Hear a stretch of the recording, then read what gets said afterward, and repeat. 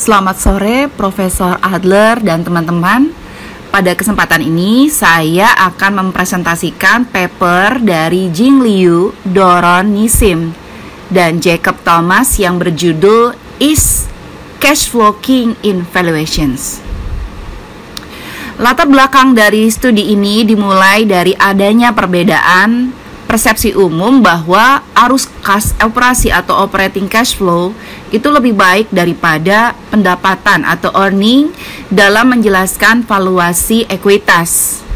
Studi terbaru menunjukkan bahwa valuasi yang berasal dari faktor kali industri berdasarkan earning atau pendapatan yang dilaporkan itu lebih mendekati harga yang diperdagangkan daripada yang didasarkan pada arus kas operasi. Nah, pertanyaan yang dibahas dalam artikel ini adalah apa yang lebih cenderung ke cash flow jika hal-hal berikut dipertimbangkan. Yang pertama adalah peramalan atau forecast itu daripada hanya sekedar angka yang dilaporkan. Kemudian yang kedua, dividen daripada arus kas operasi. Yang ketiga adalah industri individual dibandingkan gabungan semua industri. Dan yang keempat adalah pasar di non-Amerika Serikat. Nah, dalam semua kasus yang diteliti, itu pendapatan mendominasi arus kas operasi dan dividen. Nah, dalam faktor kali industri, pada prakteknya itu lebih sering digunakan apakah untuk valuasi terpisah yang quick and dirty atau cepat dan kotor ini untuk mendapatkan valuasi arus kas diskon atau discounted cash flow yang lebih kompleks. Nah, untuk mendapatkan valuasi perusahaan, kita cukup untuk mengalihkan value driver ya, atau penggerak nilai seperti pendapatan dari perusahaan yang didasarkan pada rasio harga saham terhadap penggerak nilai itu untuk sekelompok perusahaan yang sebanding.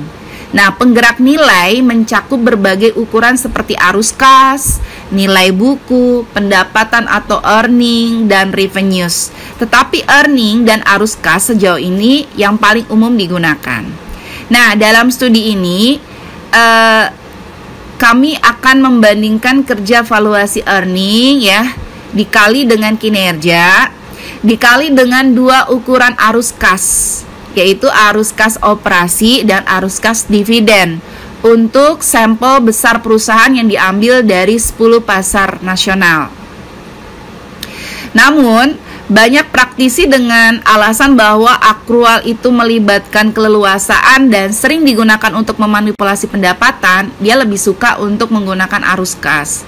Nah, mereka juga menunjukkan bahwa biaya seperti depresiasi dan amortisasi menyimpang secara substansial dari penurunan nilai aktual karena didasarkan pada peramalan ad hoc yang pada gilirannya berasal dari biaya historis yang berpotensi tidak berarti. Nah, maka tujuan dari penelitian ini adalah untuk memberikan penyelidikan yang komprehensif apakah earning atau pendapatan atau arus kas lah yang paling mewakili sebagai alat valuasi. Kita mulai ke teori ya. Menurut Liu, Nissim, dan Thomas tahun 2002, kami menemukan bahwa pendapatan yang dilaporkan mengungguli arus kas operasi yang dilaporkan. Namun, temuan ini didasarkan pada penilaian dan arus kas yang dilaporkan dan pada sampel yang terbatas, yaitu perusahaan Amerika Serikat yang memenuhi persyaratan data ekstensif. Nah, dari sini perhatian yang pertama adalah karena arus kas operasi yang dilaporkan seringkali mencerminkan pembayaran atau penerimaan yang tidak berulang yang mengaburkan hubungan antara arus kas dan nilai saat ini. Misalnya, sebuah perusahaan mungkin terlibat dalam transaksi sekuritas besar sehingga meningkatkan arus kas operasi di atas tingkat normal dan ini terjadi berulang. Nah, jika efek sementara itu dikecualikan dari peramalan arus kas karena bisa jadi ya analis mungkin tidak mencoba atau mungkin tidak dapat atau ingin meramalkan transaksi semacam itu, maka kita akan melihat peningkatan kinerja yang sepadan saat berubah dari menggunakan arus kas yang dilaporkan menjadi menggunakan peramalan arus kas. Kemudian perhatian yang kedua adalah karena harga saham itu terkait tidak langsung dengan dividen yang diharapkan daripada arus kas operasi yang diharapkan. Ini menurut William 1938. Nah, selain itu, manajer mungkin memilih untuk memberikan sinyal prospek jangka panjang melalui dividen. Meskipun banyak perusahaan tidak membayar dividen, hanya 30% dari perusahaan publik Amerika Serikat yang membayar dividen pada tahun 2003. Nah, dividen itu dapat mengungguli arus kas operasi sebagai ukuran nilai dalam bagian dari perusahaan yang membayar dividen. Kemudian perhatian yang ketiga adalah apakah kinerja pendapatan atau earnings dan arus kas pada industri beragam pada faktor kali industri. Ya, selanjutnya arus kas ini mencakup arus kas operasi dan dividen. Nah, berbagai argumen telah ditawarkan dalam literatur praktisi mengapa sih arus kas berkinerja baik di dalam suatu industri, namun di beberapa industri itu tidak. Artinya di sini ada semacam ketidakkonsistenan. Kemudian perhatian yang keempat adalah pada pasar non-Amerika Serikat itu dengan ketersediaan peramalan arus kas yang lebih besar, perusahaan non-Amerika Serikat itu memungkinkan untuk mendokumentasikan pola lintas pasar dalam kinerja pendapatan, arus kas operasi dan dividen. Nah, di sini ada definisi pendapatan dan arus kas operasi yang digunakan sebagai definisi operasional dari 10 negara dalam penelitian ini. Yang pertama adalah mengenai pendapatan per saham atau IPS ya.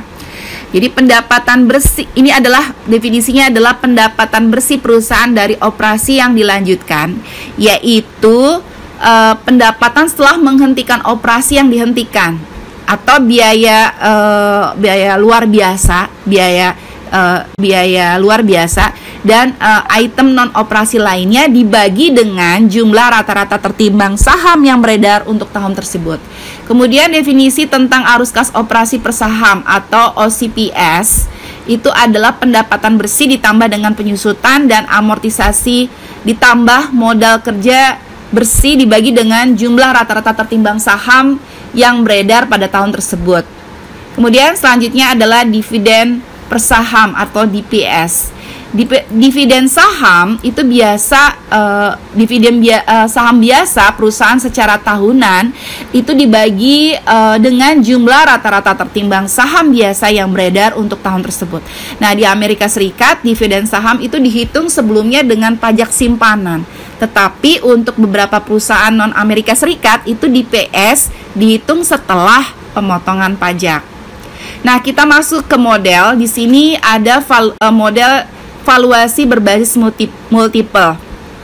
Nah, valuasi berdasarkan multiple industri itu meringkas fungsi yang kompleks dari tingkat diskonto dan arus kas masa depan menjadi hubungan yang proporsional sederhana. Nilai yang diprediksi sama dengan tingkat penggerak nilai untuk perusahaan itu dikalikan dengan multiple industri yang sesuai. Nah, karena multiple industri itu adalah rasio rata-rata dari harga saham terhadap penggerak nilai untuk perusahaan yang tersisa di industri, nilai yang diprediksi berdasarkan multiple akan mendekati harga saham yang diperdagangkan jika perusahaan dalam industri tersebut relatif sama dalam hal harga untuk nilai rasio driver. Nah, artinya pertanyaan penelitian ini dapat dilihat secara intuitif adalah sebagai berikut. Yang pertama, apakah perusahaan dalam industri ini lebih homogen dalam hal PE ratio atau rasio harga terhadap arus kas atau PCF? Dengan kata lain, kita dapat memplot histogram PE dan PCF dalam suatu industri. Nah, penggerak nilai dengan distribusi yang lebih ketat akan menghasilkan valuasi yang lebih baik karena distribusi yang lebih ketat menunjukkan bahwa rasio perusahaan itu lebih dekat satu sama lain dan oleh karena itu mendekati rata-rata industri. Namun, meskipun membandingkan ketatnya distribusi semacam itu akan memungkinkan kita untuk menentukan peringkat pendapatan terhadap arus kas di setiap industri, ini tidak akan mengukur sejauh mana valuasi dari pendapatan dan valuasi dari arus kas berlipat ganda menyimpang dari harga saham yang diperdagangkan. Nah, untuk setiap pergerak nilai atau value driver, ini pertama-tama kami akan menghitung multiple industri untuk setiap perusahaan berdasarkan harga dan penggerak nilai untuk semua perusahaan yang tersisa dalam kombinasi industri negara bulan tersebut. Dalam hal ini kami akan menghapus perusahaan target dari industri sebelum menghitung multiple industri. Itu diperlukan untuk menghindari valuasi target terkontaminasi oleh harganya sendiri. Nah, untuk mendapatkan multiple industri, analis sering menggunakan nilai rata-rata atau median dari rasio harga terhadap penggerak nilai untuk industri. Nah, berdasarkan temuan akademis ya, kami menggunakan rata-rata harmonik sebagai gantinya, di mana rata-rata harmonik itu dihitung dengan terlebih dahulu menemukan penggerak nilai rata-rata ke harga untuk industri dan kemudian membalikkan rata-rata tersebut. Sebagai ilustrasi nih, misalnya ya, diasumsikan ada 5 perusahaan dari industri baja di Australia pada bulan Mei 1989. Nah, dari sini karena ada 5 perusahaan, berarti indeksnya adalah 1, 2, 3, 4, 5 gitu kan. Nah, secara berurutan laba per sahamnya adalah $1,5, $3, $2, $0,5 dan $2. Kemudian harga saham masing-masing berurutan sebagai berikut: $20, $35, $45, $25, $25 dan $30. Nah, asumsikan bahwa kita ingin menghitung multiple industri yang relevan untuk perusahaan yang ketiga gitu. I sama dengan 3.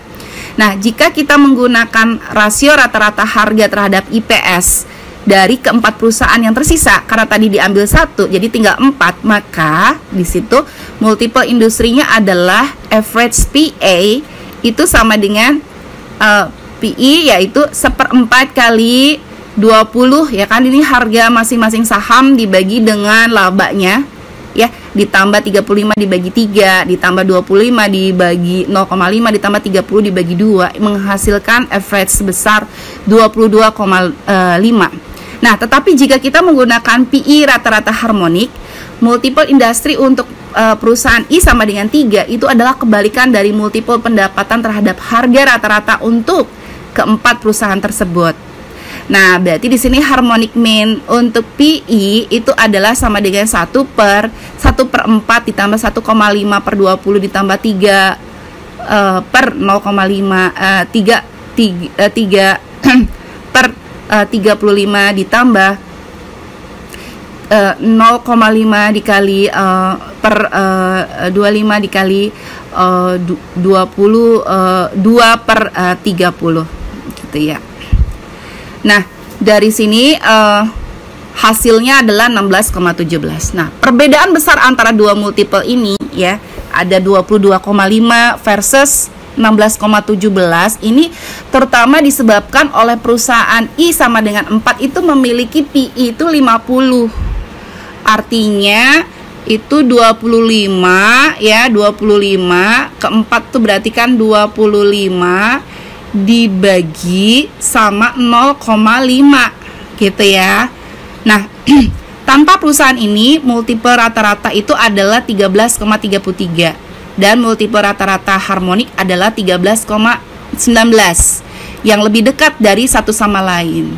Nah, karena beberapa nilai PE yang tinggi ini disebabkan oleh nilai laba per saham yang rendah, sementara multiple rata-rata itu dicondongkan ke atas oleh perusahaan-perusahaan tersebut. Nah, rata-rata harmonik itu menyediakan cara untuk mengurangi efek dari perusahaan tersebut dengan terlebih dahulu membalikan PE sebelum menemukan rata-rata, memindahkan nilai IPS yang rendah dari penyebut ke pembilang, mengurangi dampaknya pada multiple industri.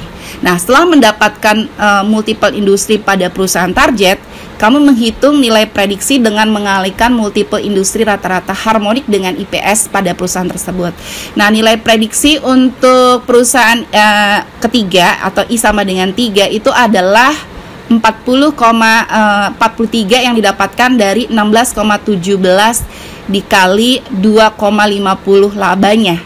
Dan terakhir kami menghitung kesalahan penetapan harga atau kesalahan valuasi dengan mengurangkan nilai prediksi tersebut dari harga yang sebenarnya. Misalnya kesalahan valuasi untuk perusahaan yang ke I adalah 4,57 dari asalnya yaitu dari 45 ini 45 ini berarti dia adalah perusahaan yang ketiga ya.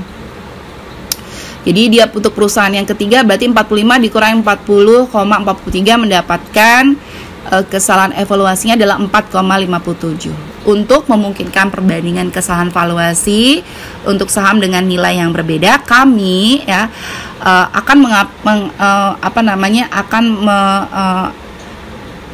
akan menjauhkan ya semua kesalahan valuasi dengan harga saham untuk mendapatkan kesalahan valuasi penurunan harga. Nah, untuk perusahaan yang ketiga, kesalahan valuasi penurunan harga adalah 10,2% dari 4,50 dibagi 45 dolar gitu. Nah, kemudian kita mengulang lagi ya proses untuk perusahaan yang tersisa dari industri untuk mendapatkan satu set kesalahan valuasi penurunan berdasarkan harga IPS. Nah, sebagai contoh untuk industri baja di Australia pada Mei 1989. Nah, serangkaian kesalahan valuasi penurunan harga yang serupa terjadi dihitung untuk perusahaan yang sama untuk arus kas operasi dan dividen. Nah, seluruh proses itu diulangi terus gitu ya di setiap negara dan kemudian diulangi lagi untuk bulan-bulan berikutnya. Nah, itu adalah konsep untuk modelingnya ya.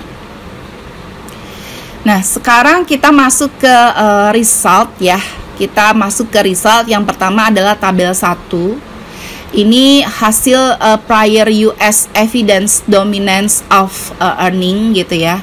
Dimana di sini tabel 1 menyajikan statistik dari distribusi kesalahan valuasi penurunan harga dari beberapa industri terpilih ya, nilai buku atau BV, arus kas operasi OCF, kemudian laba sebelum bunga, pajak, depresiasi dan amortisasi atau EBITDA, kemudian IPS atau IPS, kemudian pendapatan atau sales, dan analis konsensus perkiraan IPS 1 tahun keluar dan 2 tahun keluar. Jadi ada IPS 1, IPS 2, kemudian juga pemeriksaan standar deviasi, dan juga ada 3 ukuran dispersi non parametrik dengan menggunakan rentang interkuartil atau persentil 75% dikurangi persentil ke 25%. Kemudian ada juga persentil 90% dikurangi persentil 10%. Kemudian persentil ke 95 dikurangi persentil ke 5. Ini menunjukkan multiple sebagai berikut, perkiraan multiple ya. Nah, perkiraan pendapatan berkinerja terbaik itu mereka menunjukkan dari yang memiliki dispersi terendah dari kesalahan harga. Nah, hasil ini secara intuitif menarik karena perkiraan pendapatan harus mencerminkan probabilitas masa depan yang lebih baik daripada ukuran historis. Konsisten dengan alasan ini, kinerja meningkat dengan suatu perkiraan. Ukuran dispersi untuk pendapatan 2 tahun ke depan atau IPS itu lebih rendah daripada pendapatan 1 tahun IPS 1 gitu ya, di antara penggerak nilai historis atau yang dilaporkan. Nah, data pendapatan itu mendominasi semua penggerak nilai lainnya. Penjualan dan OCF adalah yang berkinerja terburuk. EBITDA dan nilai buku berada di tengah.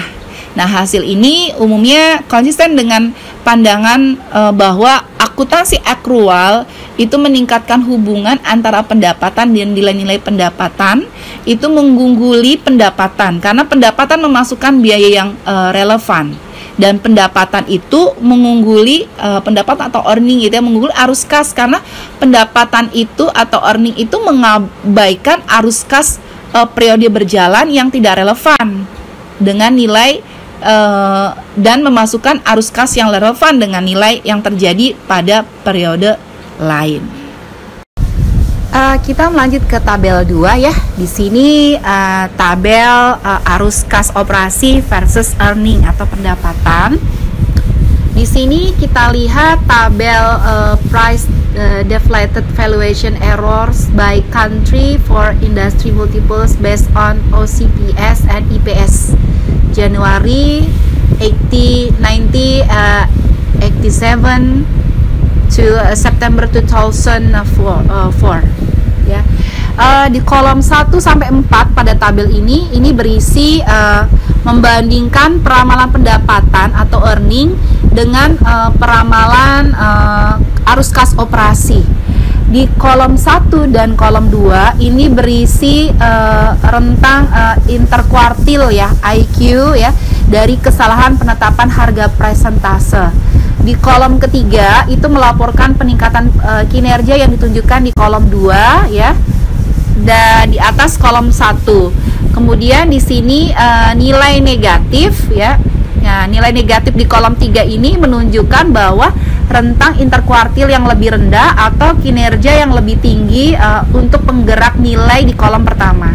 Kemudian di kolom keempat ini menunjukkan ukuran sampel untuk setiap negara ya. Sini Australia ada 20.895 dan seterusnya. Kemudian rentang IQ rata-rata dan median itu untuk distribusi kesalahan penetapan harga persentase untuk peramalan pendapatan yang dilaporkan di 2 baris terbawah di kolom 1 gitu. Nih, yang ini ya, 0,524 dan 0,548 itu jauh lebih rendah daripada IQ atau rentang interkuartil rata-rata dan median kolom 2 ya. Ini untuk peramalan arus kas operasi. Nah, nilai negatif yang besar dari persen IMP di kolom ketiga untuk kelima negara.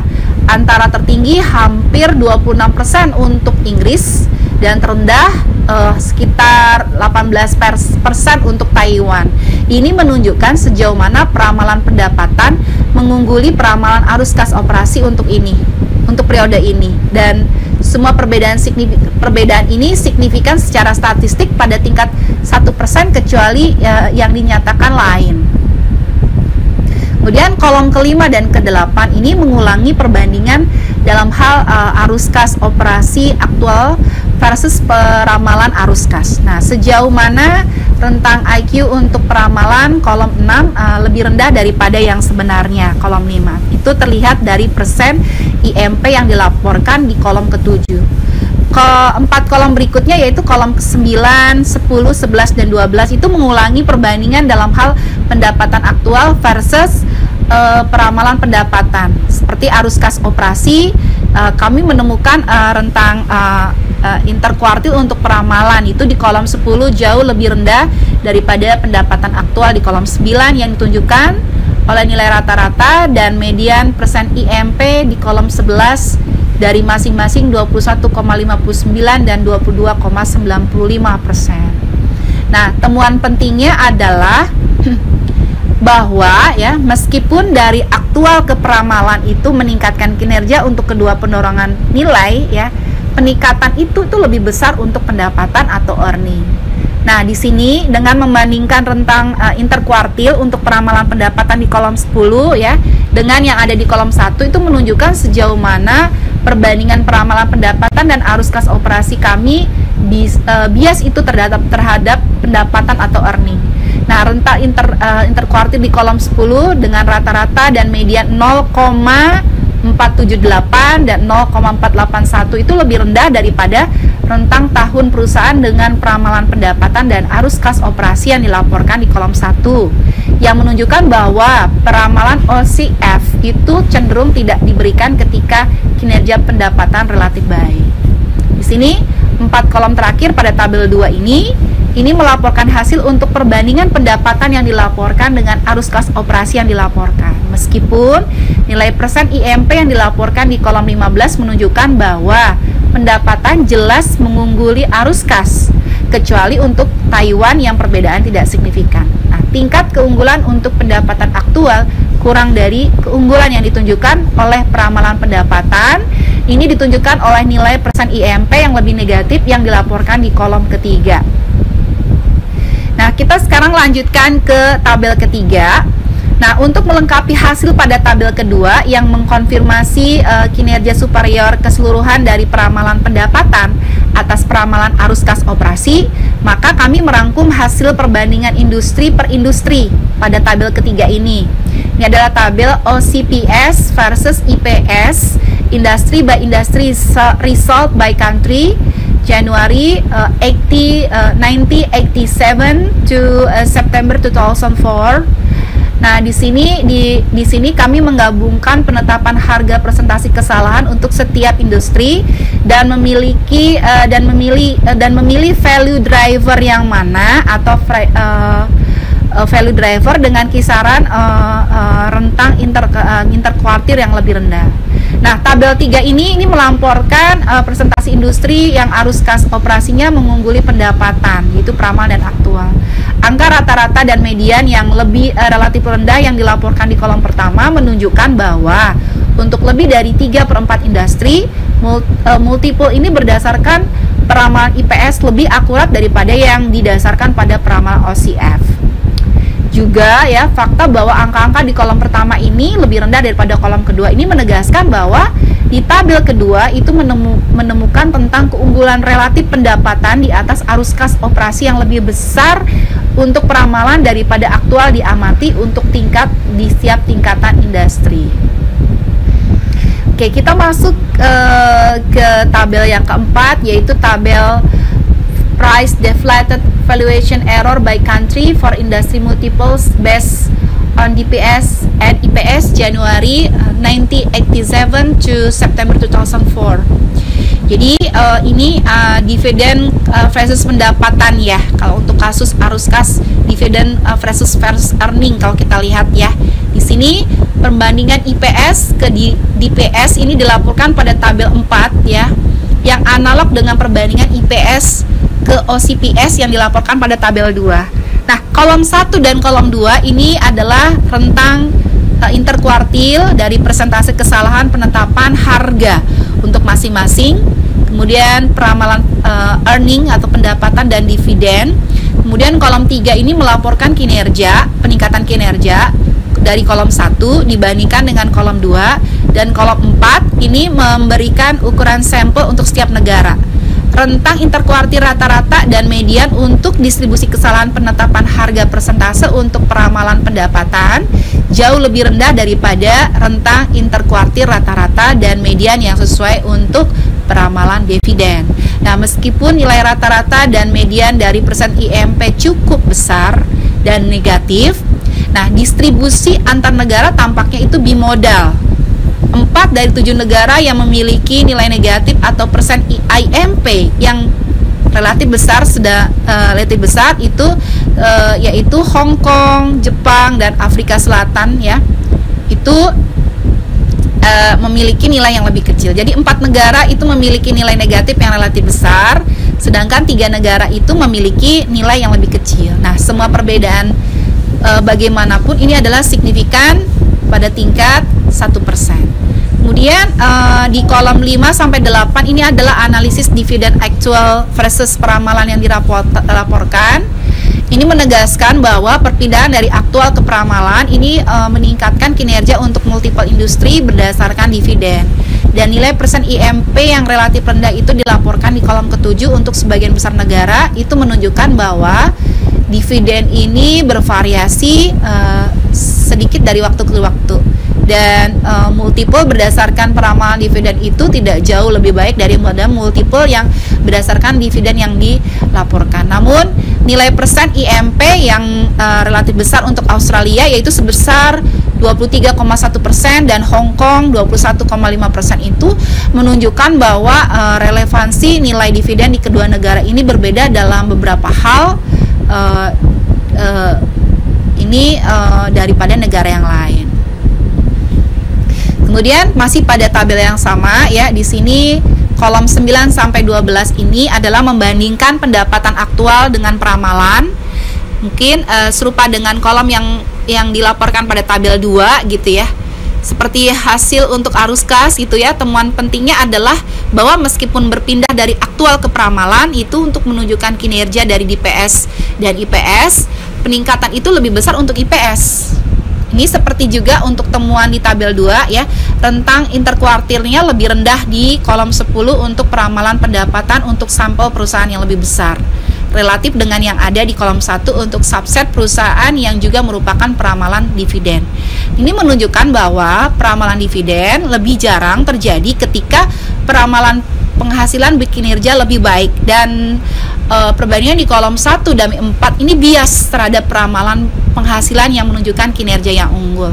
Kemudian masih pada tabel keempat ya, di 4 kolom terakhir ini menunjukkan hasil perbandingan pendapatan yang dilaporkan dan dividen yang dilaporkan.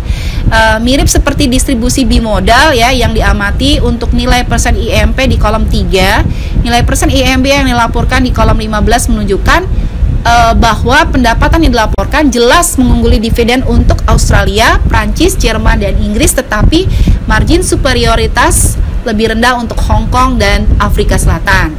Dan peringkat relatif dibalik dalam kasus Jepang, ditunjukkan dengan persen IMP yang positif dan signifikan sebesar 12,8%. Seperti halnya arus kas operasi, nilai yang lebih rendah di kolom 15 relatif terhadap yang ada di kolom 3 ini menunjukkan bahwa tingkat superioritas untuk pendapatan aktual di atas dividen aktual kurang dari yang ditunjukkan oleh peramalan pendapatan atas peramalan dividen. Kita lanjutkan ke result pada tabel kelima, yaitu DPS versus EPS industry by industry result by country Januari 1987 to September 2004. Dalam perbandingan industri demi industri yang dilaporkan pada tabel 5 ini, angka rata-rata median yang relatif rendah dilaporkan pada kolom pertama itu menunjukkan sekali lagi ya bahwa untuk lebih dari 3/4 industri, multiple berdasarkan peramalan pendapatan itu lebih akurat daripada yang berdasarkan peramalan dividen. Juga bahwa angka-angka di kolom pertama itu lebih rendah daripada angka-angka di kolom kedua. Ini menegaskan bahwa kesimpulan keseluruhan tentang keunggulan relatif pendapatan atas dividen yang lebih besar untuk peramalan daripada aktual juga didapatkan di tingkat industri. Kemudian kita lanjut ke kita balik lagi ke tabel keempat ya.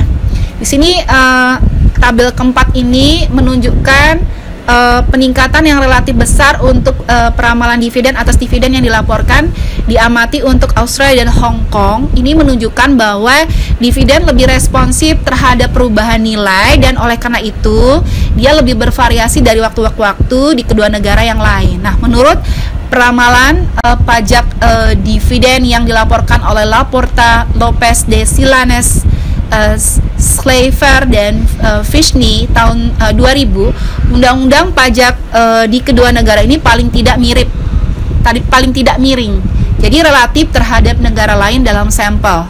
Nah, dalam mendukung keuntungan modal dan dividen, jika perusahaan di negara lain itu cenderung mengikuti kebijakan dividen yang kaku karena pelanggan dividen itu didasarkan pada tarif pajak investor dengan tarif pajak yang tinggi atau rendah, lebih suka memegang saham dengan hasil dividen yang rendah. Dividen yang seharusnya relatif tidak terlalu lengket di Australia dan Hong Kong. Dengan demikian, dividen aktual di Australia dan Hong Kong dapat mencakup komponen transitori yang besar dan perbedaan antara dividen aktual dan yang diperkirakan mungkin juga relatif besar jika peramalan dividen berfokus pada komponen permanen dari dividen karena komponen sementara sulit untuk diramalkan. Nah, sekarang kita berlanjut kepada result yang selanjutnya, yaitu pada tabel yang ke-6, yaitu analysis of the level of volatility of dividend payouts Januari 1987 to September 2004. Jadi di tabel ini ya, ini memberikan informasi tentang tingkat dividen, bahwa nilai rata-rata dan median dividen yang diskalakan berdasarkan harga dan pendapatan masing-masing di P&DE untuk memberikan informasi tentang variabilitas deret waktu dan pembayaran dividen. Di sini kami melaporkan bahwa rentang interkuartir untuk distribusi perubahan dividen yang diskalakan berdasarkan harga delta D per P dan perubahan pembayaran dividen delta D per E. Estimasi preferensi pajak dividen dari Laporta et al. Tahun 2000 disediakan untuk referensi dan mereka mewakili rasio hasil setelah pajak yang tersedia untuk investor individu dari $1 dividen sebelum pajak dengan hasil yang sesuai per dolar sebelum pajak yang ditahan di perusahaan. Akibatnya, Australia dan Hong Kong yang memiliki nilai tertinggi di rasio ini pada tabel 6 adalah negara-negara di mana keuntungan modal menerima perlakuan pajak yang tidak menguntungkan dibandingkan dengan perlakuan dividen. Nah, hasil kami menunjukkan bahwa tidak hanya tingkat dividen yang tertinggi di Australia dan Hong Kong ditunjukkan dengan angka yang lebih besar untuk rata-rata dan median, tetapi juga bahwa dividen cenderung paling tidak lengket di kedua negara ini. Nah, angka yang lebih besar dilaporkan untuk rentang IQ. Nah, berikut ini adalah tabel dari variation among country in definition of value driver. Jadi ini adalah definisi value driver untuk earning di dan operating cash flow untuk masing-masing negara: Australia, Kanada, France, Germany, Hong Kong, Jepang, South Africa, Taiwan, United Kingdom, dan United States. Mana di sini untuk kita ambil untuk Australia, earningnya normal dihitung seperti biasa, definisi secara umum global di dunia seperti apa, dan untuk operating cash flow-nya juga dia normal. Namun di Germany, di sini untuk earnings itu dihitung dia after adjustment by Deutsche Vereinigung for Finances and Asset Management, gitulah kira-kira ya. Kemudian kalau untuk operating cash flow dia dilihat dari net income plus depreciation on fixed assets dikurangi addition to fixed assets ditambah atau dikurangi change in pension and other long term provision ditambah atau dikurang change in special items with reserve character ditambah atau kurang other expenses and income of material significance not involving payments ditambah atau dikurang adjustments of exceptional expenses or income of material significance involving payments, seperti itu. Baik, kita sekarang masuk ke conclusion. Di sini conclusionnya adalah yang pertama, apakah cash flow adalah raja dari valuasi ekuitas? Di kesimpulan ini kami menunjukkan bahwasanya tidak. Nah, dalam Liu dan kawan-kawan tahun 2002 kami melaporkan bahwa pendapatan yang dilaporkan itu mendominasi arus kas yang dilaporkan sebagai ukuran ringkasan nilai di Amerika Serikat. Dalam studi saat ini kami memperluas analisis ke pasar dan menggunakan peramalan arus kas operasi, dividen, dan pendapatan. Kami menemukan bahwa meskipun berpindah dari angka yang dilaporkan ke peramalan meningkatkan kinerja arus kas operasi. Hal itu meningkatkan kinerja pendapatan ke tingkat yang lebih besar. Nah, peramalan IPS ini mewakili ukuran ringkasan yang jauh lebih baik daripada peramatan OCF. Jadi dalam hal ini earning itu lebih baik daripada cash flow di kelima negara yang diperiksa, dan keunggulan relatif ini dinikmati di sebagian besar industri. Kemudian ketika kami membandingkan dividen dibandingkan arus kas operasi ya untuk pendapatan untuk sampel yang berasal dari 7 negara di mana peramalan dividen umum ini, kami menemukan sekali lagi bahwa peramalan pendapatan adalah ukuran ringkasan nilai yang lebih baik daripada peramalan dividen di semua negara dan sebagian besar industri. Dan kami menemukan bahwa berpindah dari angka yang dilaporkan ke peramalan ini meningkatkan kinerja yang lebih baik untuk pendapatan daripada dividen. Nah, kemudian secara keseluruhan ya, hasil ini menunjukkan bahwa pendukung penggandaan arus kas itu harus mempertimbangkan menggunakan multiple earning gitu ya. Jadi sebagai gantinya, karena valuasi berdasarkan peramalan earning ini sangat akurat gitu untuk sebagian besar perusahaan, dan meningkatnya ketersediaan peramalan pendapatan atau earning ini harus menjadi dorongan untuk menggunakan multiple pendapatan atau earning ya. Di sini kami menyimpulkan ada 3 hal ya. Yang pertama adalah karena valuasi berdasarkan multiple itu dapat dihitung hanya ketika penggerak nilainya positif gitu. Di kami mengecualikan perusahaan dengan nilai yang non positif untuk multiple yang diperiksa meliputi penghasilan, uang tunai dari operasi atau cash cash flow operation ya, atau dividen. Nah, oleh karena itu kesimpulan kami tidak dapat digeneralisasi di situasi di mana penggerak nilainya atau value drivernya itu tidak positif.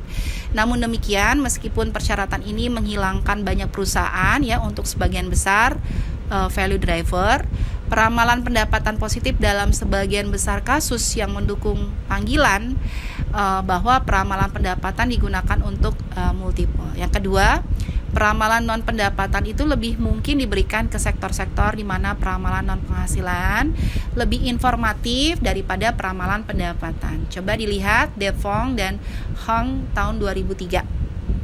Meskipun kami berfokus pada negara-negara di mana peramalan arus kas relatif itu tersebar luas, beberapa bias pemilihan yang mungkin tetap ada dalam sampel ini. Dan bias ini bertentangan dengan temuan kami, yaitu kami menggunakan pengamatan di mana pengamatan arus kas itu cenderung berkinerja lebih baik daripada rata-rata, tetapi kami dapat menemukan bahwasanya earning ini mendominasi arus kas. Kemudian peringatan yang terakhir adalah berkaitan dengan penggunaan harga pasar sebagai proksi ya untuk nilai intrinsik. Sejauh efisiensi pasar itu berkorelasi dengan pendapatan atau earning atau informasi arus kas ya.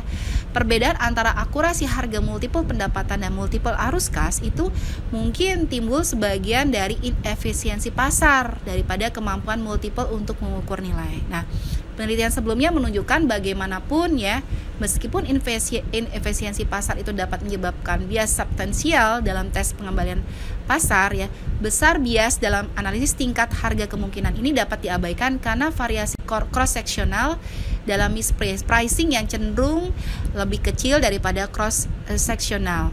Nah, variasi bagian itu dalam nilai intrinsik sebagaimana yang dikatakan oleh Abodi, Hughes, dan Liu tahun 2020. Nah, kita masuk ke critical review. Ada beberapa. Yang pertama adalah sebagai contoh ya, kinerja valuasi ini dapat diukur berdasarkan argumen bahwa saham yang dinilai terlalu tinggi atau under itu akan memiliki nilai PE yang relatif rendah karena imbal hasil yang diperoleh dari strategi investasi jangka pendek atau panjang dengan saham dengan PE yang lebih rendah, lebih tinggi dari median industri. Kemudian Baker dan Rubeck tahun 1999 ini menunjukkan bahwa besarnya kesalahan harga itu cenderung meningkat dengan harga, dan demikian rata-rata harmonik itu adalah penaksir yang lebih baik dari beberapa industri daripada penaksir seperti rata-rata aritmetika atau median. Nah, seperti yang ditunjukkan dalam contoh ini, rata-rata harmonik ini memberikan bobot yang lebih kecil daripada perusahaan dengan rasio penggerak harga terhadap nilai yang relatif tinggi, yang konsisten dengan kesalahan valuasi absolut yang lebih besar yang melambangkan perusahaan-perusahaan ini. Memang beberapa penelitian misalnya Betty, Rivel, dan Thompson tahun 1999, kemudian juga penelitian dari Liu et al. Tahun 2002 ini menegaskan bahwa rata-rata harmonik ini berkinerja baik dalam hal meminimalkan kesalahan penetapan harga. Kemudian yang ketiga adalah meskipun analis juga memberikan peramalan 1 tahun untuk tahun 1990, nah kami memilih untuk tidak menggunakannya karena kami memilih mewakili aktual campuran untuk periode interim yang telah dilaporkan dan peramalan yang untuk periode interim yang tersisa. Nah, karena harga positif, pendekatan multiple ini mensyaratkan bahwa perusahaan yang sebanding dan perusahaan target yang memiliki penggerak nilai yang positif. Nah, proporsi pengamatan dengan nilai aktual peramalan IPS dan OCPS negatif itu adalah 15%, dalam hal ini dan 8%, dan tidak ada nilai negatif yang diamati untuk DPS aktual untuk peramalan.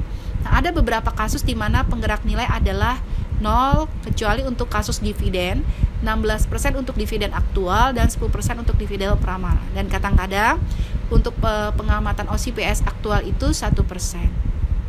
Nah, hasil sebaliknya yang diamati di Jepang ini terutama disebabkan oleh kinerja pendapatan yang dilaporkan yang relatif buruk daripada kinerja dividen yang unggul. Kisaran IQ untuk dividen yang dilaporkan di Jepang mendekati rata-rata untuk negara lain. Tapi kisaran IQ untuk pendapatan yang dilaporkan di Jepang itu jauh lebih tinggi daripada rata-rata untuk negara lain. Contoh, lihat di Charitu Klopp dan Andrew tahun 2000 untuk penjelasan potensial tentang relevansi nilai yang lebih rendah yang diamati untuk pendapatan yang dilaporkan di Jepang. Baik, sekian dari paparan saya. Terima kasih banyak atas kesempatannya. Saya kembalikan lagi kepada Prof. Adler.